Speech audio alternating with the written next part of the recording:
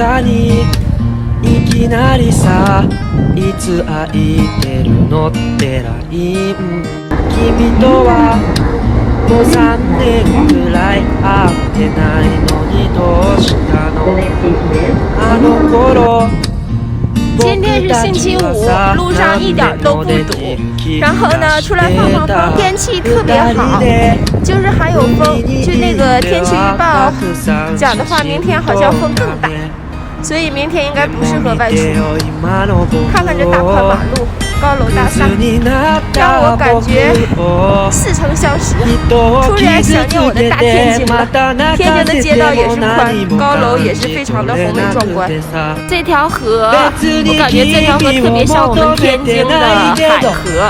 今天就准备到这里了，到这个一泳，这里面应该有挺多好东西。去年的时候过来，然后还没开业，因为有疫情原因嘛。正好今天开业了，两位休息，我们两个就来逛一逛。而且我还发现了一个好地方，就是海底捞。中国的海底捞呢，应该是在2019年的后半年进驻到这个曼谷市中心的一个商场。我当时呢是在曼谷陪孩子读书，知道这个海底捞进驻，其实真的很想去吃啊，但是一直没有机会，因为听说人特别的多，你又要拿号又要排队。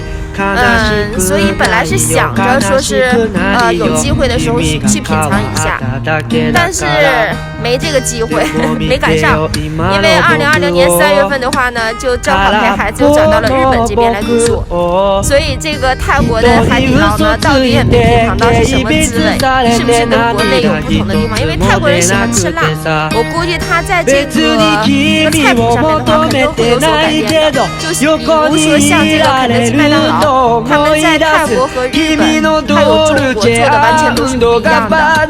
我还是喜欢吃中国的，所以说实话，泰国的呢就是有偏辣的，我儿子很喜欢吃啊，吃那个泰国的辣的那个鸡腿。日本的话呢是不吃辣，所以日本这边的话呢就没有这个辣的口味。但是很奇怪，他们这里面买不到那个鸡翅，比如说中国的这个奥尔良鸡翅。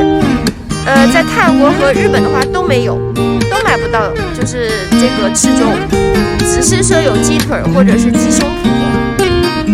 然后今天呢，在这个商场看到了这个海底捞火锅，我就感觉特别亲切。所以看看一会儿餐吃什么啊？看表妹吃不吃火锅。如果吃火锅的话呢，我们两个就去这个海底捞品尝一下。如果是其他的呢，我们就再。